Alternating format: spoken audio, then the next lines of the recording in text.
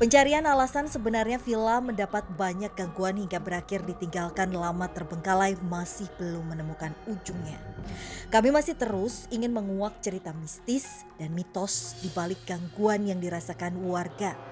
Benarkah terbengkalainya villa ini terjadi karena sang pemilik tak lagi kuat membendung gangguan-gangguan tersebut?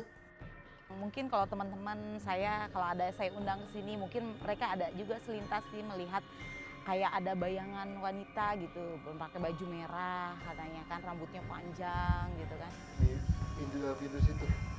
Ya, dia sempat sempat apa ya menengok ke Ngintip gitu ya? ngintip gitu ke kita. Kita Awas ya, nih. Kini saatnya kami lebih jauh melakukan penelusuran ke dalam bangunan villa, di mana hal nyata gangguan tak kalah hebat juga dirasakan banyak pengunjung. Assalamualaikum.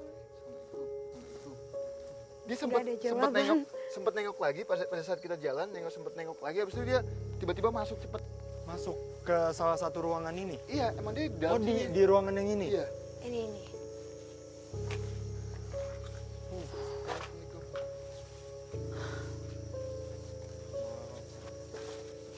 Oh, dia hidup di situ sih taunya. Iya. Di mana kan Anda? Itu duduk di situ. Di atas kasur? Tim. Iya. Halo. Saat ini sosok yang membelakangi kita, dia duduk seperti ini dan melihat ke arah tembok di sini.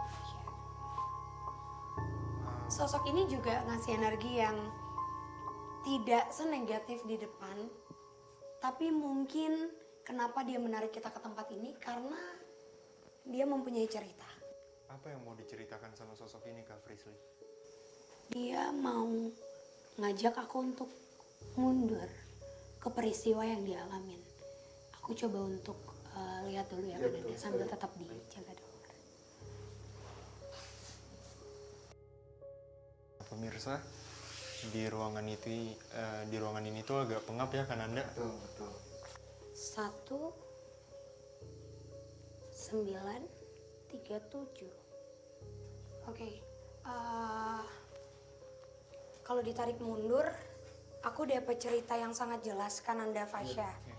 Jadi tentang dulunya tempat ini bisa dikatakan daerah ini menjadi tempat perkebunan bagi para penjajah dan memang dikuasai oleh para Belanda yang sengaja menarik atau menculik orang-orang kita pribumi, dipekerjakan di perkebunannya dan meninggal dengan cara yang tragis.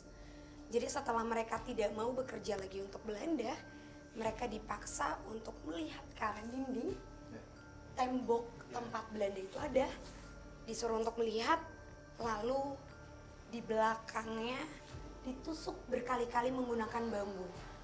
Makanya sosok perempuan ini kenapa tadi dia membelakangi, di belakang sini itu penuh sama luka. Jadi lukanya itu emang luka yang bolong, kelihatan daging keluar, kelihatan penuh darah, bahkan darahnya kayak udah bukan merah lagi, menghitam, Dan banyak belatung kayaknya. hancur banget. Omongan orang sekitar sini sih ada laporan ke saya katanya pernah lihat ada yang bermuka hancur gitu. Cuman kalau yang saya pastiin ya terutama saya laporan dari yang kerja ngurus ini villa yang berbaju merah itu. Lagi-lagi sosok ini gak ada hubungannya sama villa. Sosok perempuan ini dia memberikan gambaran atas peristiwanya, tapi dia bilang kalau saya tidak mungkin mengganggu dunia kalian. Jadi dia tidak berniat untuk mengganggu kita. Mungkin dia cuma bercerita karena dia tahu di sini ada aku, ada Kananda yang Bisa berkomunikasi mampu ya. untuk berkomunikasi. Terus Kak Frisly tadi bilang kalau dia itu penuh dengan luka di belakangnya. Bolong. Berarti dia juga salah satu korban wanita yang dibunuh sama para penjajah Belanda zaman dahulu. Betul. Penuh sesak. Hanya itulah hal yang mungkin mampu menggambarkan kondisi villa secara tak kasat mata. Bukan hanya karena lama tak dihuni, lokasi yang berada di tengah lereng pegunungan seolah memperkuat akses yang sulit digapai oleh manusia dan mudah dihuni oleh para makhluk halus. Kalau untuk di dalam sih terutama aktivitas yang paling sering itu di kamar mandi ya, itu saya dengar secara langsung tiba-tiba gayung itu dilemparin tuh. Nah terus kadang-kadang di ruangan suka ada suara telapak kaki, terutama di dapur.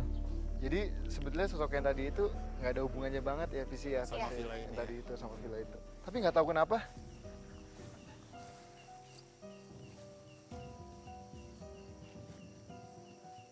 Kayak ada yang sosok bisa kita bilang sangat-sangat negatif banget. Pelan-pelan kan Anda, hati-hati.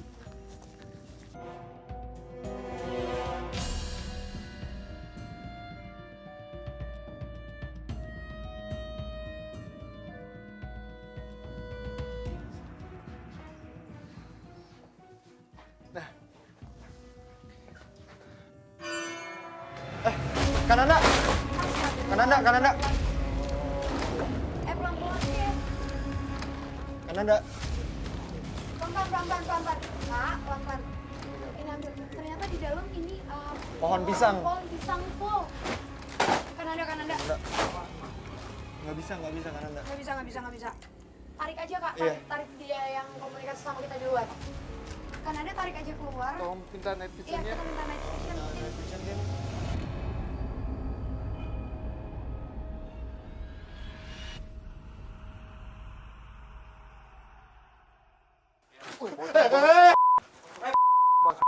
Taruh, Tasya.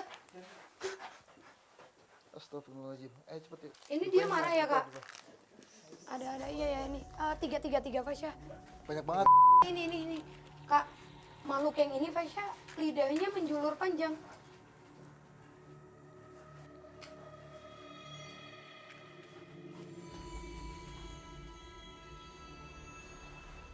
Ada suara lagi.